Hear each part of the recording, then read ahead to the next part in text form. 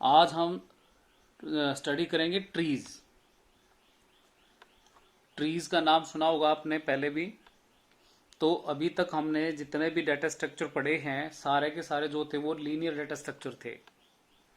लेकिन आज हम स्टडी करेंगे नॉन लीनियर डाटा स्ट्रक्चर। ठीक है। नॉन लीनियर, लीनियर तो होते हैं आपके स्ट्रेट लाइन में, और नॉन लीनियर होते हैं जो स्ट्रेट लाइन में ना होके आपके 2D में डिवाइड हो जाएं। ठीक है। तो आज हम non linear data structure study करेंगे और उसमें ट्रीज। ट्री क्या होता है पहले हम ये देख लेते हैं। उसकी कुछ बेसिक डेफिनेशंस हैं जो आपको पता होने चाहिए। और इस ट्री के अंदर आज हम सिर्फ जो बेसिक टर्मिनोलॉजी है ट्री के अंदर, इस चैप्टर के अंदर, ये एक स्कोरिंग चैप्टर है। इसमें पहले ही मैं आपको बता दूं कि आपने सिर्फ बेसिक जो डेफिनेशंस हैं उनके ऊपर ज़्यादा स्ट्रेस देना है, ताकि उसमें जो डेफिनेशन जितनी भी आए आप उनको कर पाएं।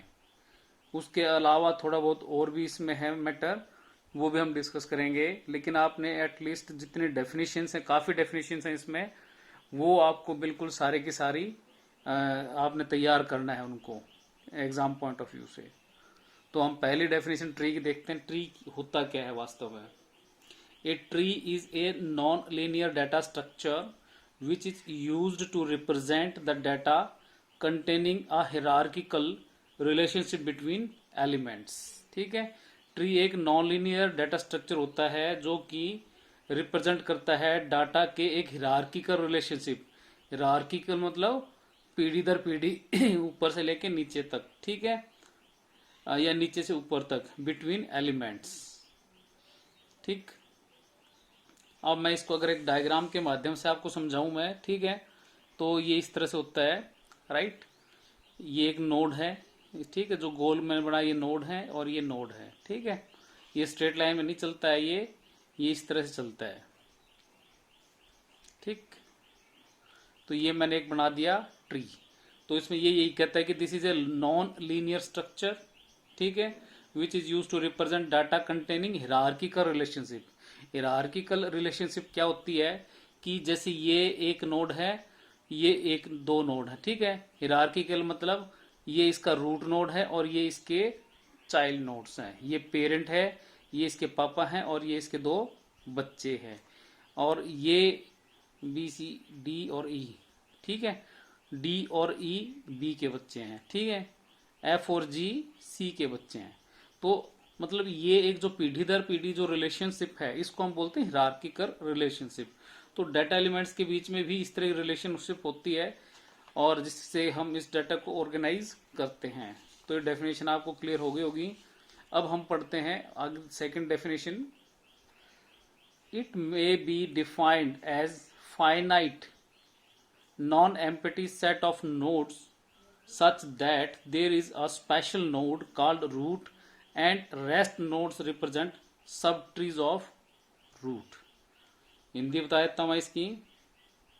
ये डिफाइन की जाता है ट्री की फाइनाइट नॉन एम्प्टी सेट। ठीक। It is a finite non empty set कि एक ये सेट है जिसके अंदर कुछ एलिमेंट्स हैं और एलिमेंट्स भी फाइनाइट है जिनको हम गिन सकते हैं, अनगिनत इनको हम नहीं ले सकते इसके अंदर। ठीक है। तो ये टर्म आपने ध्यान रखनी है, finite non empty set of nodes. ठीक है। और एलिमेंट्स को हमने क्या नाम दिया है, नोड्स। ठीक है। कि उसमें गिनती के नोड्स हैं सच दैट उसमें से एक स्पेशल नोड है रूट नोड। ठीक है। जिसको हम बोलेंगे जड़ उस चीज की, पेड़ की जड़ जिसको बोलते हैं उसको हम रूट बोलेंगे। और उसके अलावा जितने भी नोड्स होंगे, ठीक है, वो एक रिप्रेजेंट सब ट्रीज ऑफ रूट। ठीक।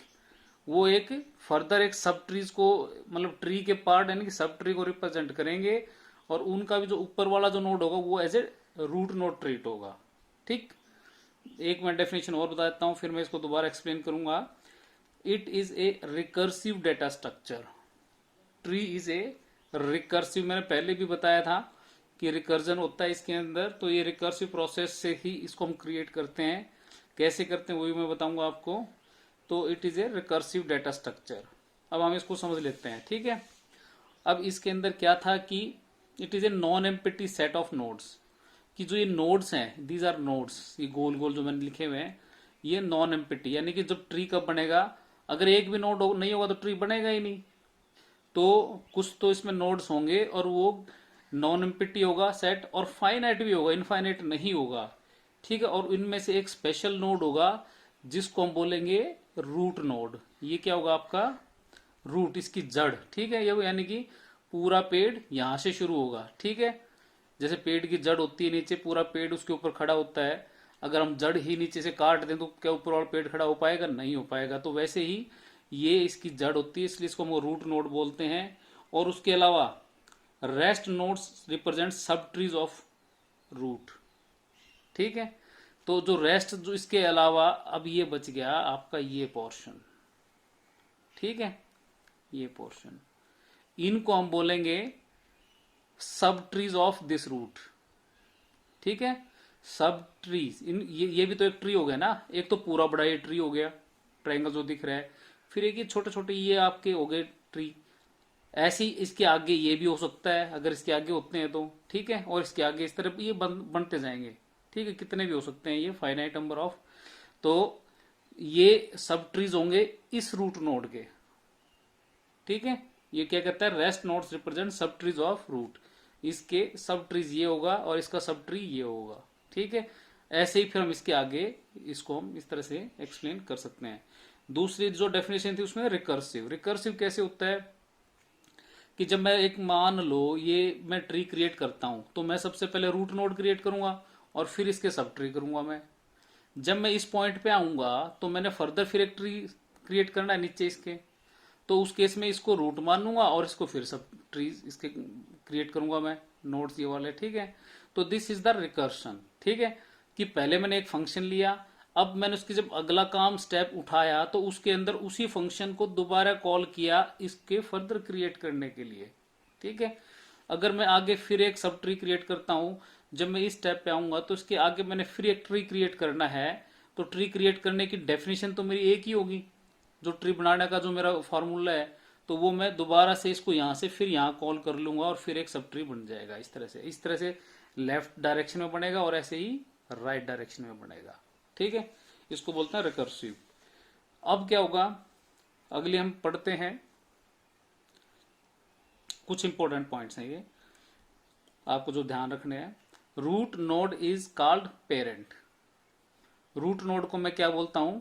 पेरेंट, यानी कि उसके गार्जियंस या उसके पापा या मम्मी। ठीक है, roots of sub tree are known as children. ठीक, roots of sub tree are known as children. ये दोबारा रूट वर्ड सुन के थोड़ा पजल हो जाएंगे आप, चिंता मत करो, मैं बता देता हूं आपको। ये तो होता है रूट नोड, इसको तो हम बोलेंगे पेरेंट। क्या बोलेंगे? पेरेंट। ठीक है, उसके बाद आता है आपका roots of sub tree are known as children. ठीक है, तो रूट्स, ये रूट है इस सब ट्री का, roots of sub tree are known as children. Children of what? Parent. Children of parent. ठीक है, ये लाइन क्लियर होगी। यानी कि root of sub tree, root of this sub tree, ठीक है, is known as child of the children of the root node, main root node. ठीक है, उसके बाद हम करते हैं all the nodes from parent node upward are called ancestor और predecessor and those downwards are called successors और descendants. ठीक है, अब ये हम हिरार्किकल जो रिलेशनशिप पढ़ रहे हैं तो वही हम देख रहे हैं कि जैसे डी है, डी का पेरेंट क्या है? बी, बी का पेरेंट क्या है? ए। तो ये तो हो गए आपके अपवर्ड। ठीक है, इसको हम बोलेंगे इसका एंसेस्टर ये, इसका एंसेस्टर ये है, या इसका प्रेडिसेसर ये, इसका प्रेडिसेसर ये है। अगर मैं बात करूं डाउनवर्ड की, अगर मैं ए से शुरू करूं तो इसका चाइल्ड ये है और इसका चाइल्ड ये है, तो इसका डिसेंडेंट ये है और इसका डिसेंडेंट ये है, या इसका सक्सेसर ये है और इसका सक्सेसर ये है। क्लियर? तो ये चीजें भी आपकी क्लियर हो गई हैं। अब हम आते हैं टर्मिनोलॉजी पे। ठीक, टर्मिनोलॉजी कई सारी हैं, ये थोड़ा सा आप ध्यान से देखें इसको।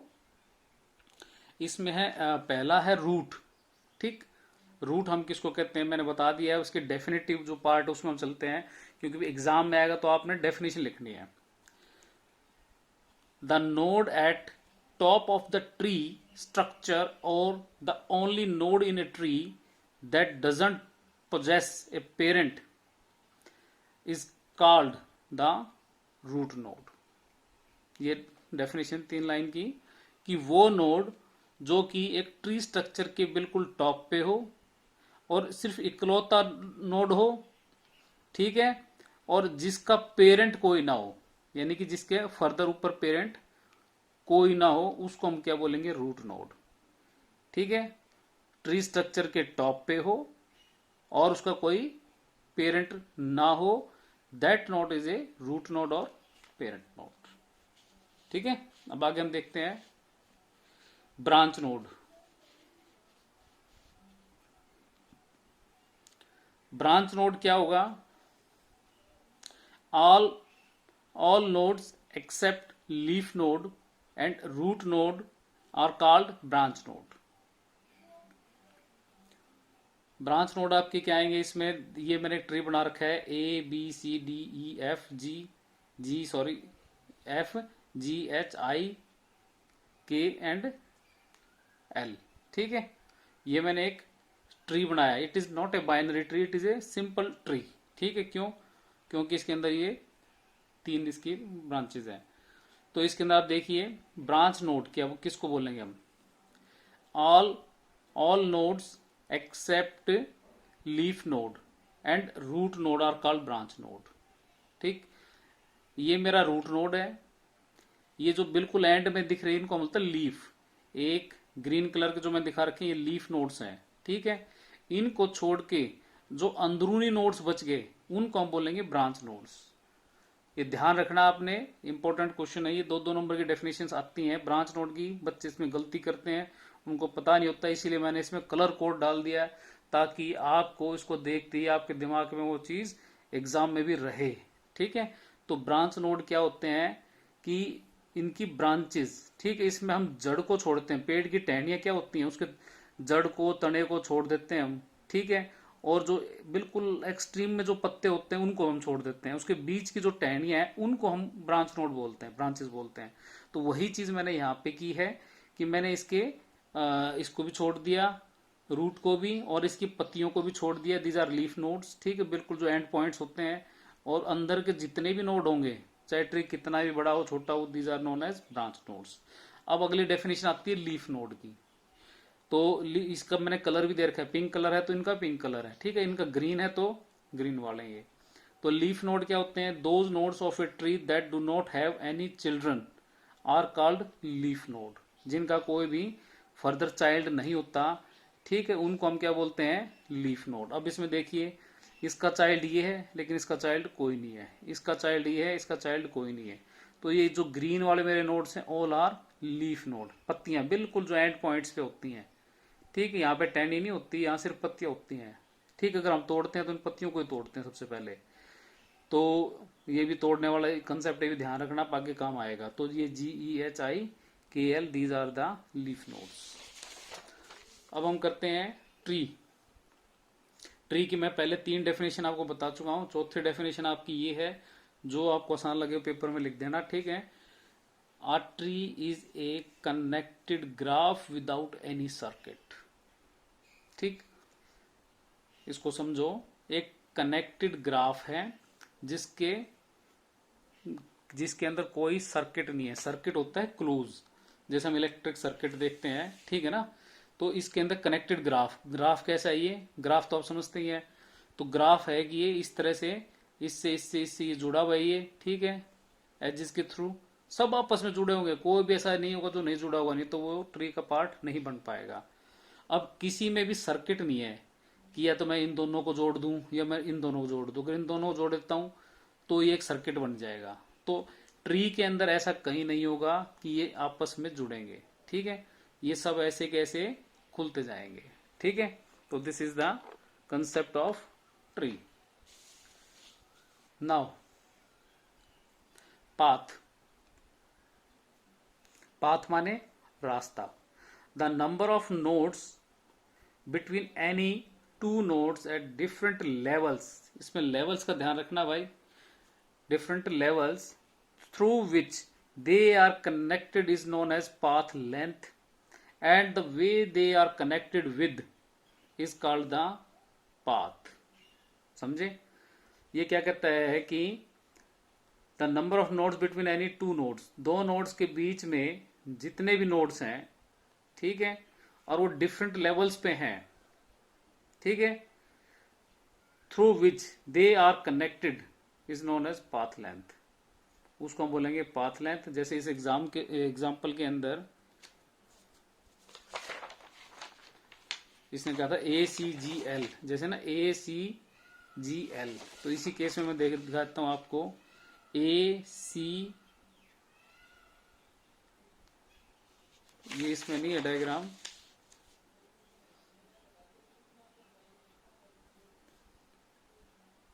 हम इसमें एक और ट्री बना लेते हैं, ठीक है, जिससे आपको कॉन्सेप्ट क्लियर हो जाएगा। ठीक,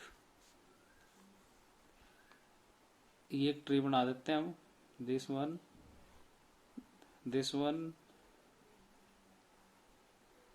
this one, this one and this one, ठीक है। तो the number of nodes between any two nodes at different levels, ठीक है। तो डिफरेंट लेवल्स मतलब एक तो लेवल ये हो गया और एक ये लेवल हो गया, ठीक, और जिनके जरिए आपस में कनेक्टेड हैं, जैसे A, B, C, G, L, ठीक है, और इनका नाम हम कुछ भी दे देते हैं D और F, ठीक है। तो पाथ क्या हो जाएगा आपका, A, C, G and L, ठीक है। तो this is the path, the number of nodes between any two nodes, ठीक, and the way they are connected connected with is called a path, ठीक है। इसको हम बोलेंगे पाथ लेंथ। जो लेवल्स हैं आपके, 0 लेवल पे, ये 1 पे, ये 2 पे और ये 3 है, लेवल भी अलग हैं, ठीक है, और टोटल इसको लेंथ बोल देंगे, और जिस तरीके से जुड़े उसको हम पाथ बोल देंगे, और इस तरह से हम इसको डिनोट करेंगे, ACGL। अब हम देखते हैं एज। एज किसको बोलते हैं? In a tree data structure the connecting link between any two nodes is called edge. If a tree has n number of nodes then there will be n-1 edges, ठीक। As हम किसको बोलेंगे? ये दो nodes के बीच में जो हम ये पाथ दिया है मैंने, ये जो कनेक्टिंग पाथ है, ये this is called an edge. इसको हम क्या बोलेंगे? एज। ये भी एक एज होगी और ये भी एक एज होगी। तो फिर ये कहता है, ये मैथमेटिकली हम यूज कर सकते हैं इसको, अगर किसी ट्री में n नंबर ऑफ नोड्स हैं then there will be n-1 edges, ठीक है। अब इस ट्री में कितने नोड्स हैं? 1 2 3 4 5 6 7, तो कितनी एज होंगी इसमें? 7-1 6 एज, 1 2 3 4 5 6 एज, ठीक है। सिंपल फार्मूला है। उसके बाद पेरेंट हम किसको बोलेंगे? The node which has child, ठीक है। क्लियर है ये कि पेरेंट क्या हुआ? जिसके बच्चे होंगे, ठीक है। This is the parent and this is the child, ठीक है। तो ये आपका हो जाएगा पेरेंट, जिसके बच्चे हों। चाइल्ड क्या होंगे? All nodes except root are called child nodes. Root node को छोड़ के, ठीक है, उसके अलावा जो नोड्स होंगे दैट आर चाइल्ड नोड्स, क्योंकि ये डाउनवर्ड क्रिएशन होता है कि रूट नोड को छोड़ देंगे तो इसके अलावा ये होंगे इसके चाइल्ड नोड्स। तो B and C are the child nodes. एक एक लाइन की डेफिनेशन है, आपने सिर्फ ये रटनी है, ठीक है। समझ लो, समझ में आती है तो और आसानी से आप लिख पाओगे। सिबलिंग्स, अब हम करते हैं siblings. In tree data structure nodes which belongs to same parent are called as siblings. Siblings होते हैं भाई बहन, ठीक है। भाई बहन के पेरेंट्स कॉमन होते हैं, तो जैसे ये चिल्ड्रन है और इनका पेरेंट कॉमन है दोनों का, तो B and C will be siblings. इन हमको क्या बोलेंगे? Siblings. B and C are the siblings. अब आते हैं लीफ। लीफ को मैं पहले बता चुका हूं, फिर दोबारा एक बार डेफिनेशन देख लेते हैं। तो मैंने मैक्सिमम जितने डेफिनेशन इसकी आसान आसान बनती हैं वो सारे मैंने लिखी हुई हैं, तो जिस बच्चे को जो आसान लगे वो उसको अपना नोट कर ले। Leaf, ah leaf is a node with no child, ठीक है। तो जैसे इसकी लीफ है then having no child, B and C are the leaves, और इनके कोई आगे चाइल्ड नहीं है, ठीक है। फिर हम करते हैं external nodes. The leaf nodes are also called external nodes. External nodes क्या होते हैं, बाहरवाई, ठीक है। अब ये ट्री है, इसका बाहरवाई जो नोड्स हैं वो क्या होंगे, हमेशा लीव्स होंगे, तो उन नोड्स को हम क्या बोलेंगे, एक्सटर्नल नोड्स। और उनके अलावा जो अंदर रहेंगे उसको हम क्या बोलेंगे, इंटरनल नोड्स। जो बिल्कुल आउटर में रहेंगे, पत्तियां जिनको बोलेंगे उनको हम एक्सटर्नल नोड्स बोलेंगे। और उसके बाद एक डेफिनेशन आएगी इंटरनल नोड्स की, ये है इधर, ठीक है, वो ये हो जाएगी।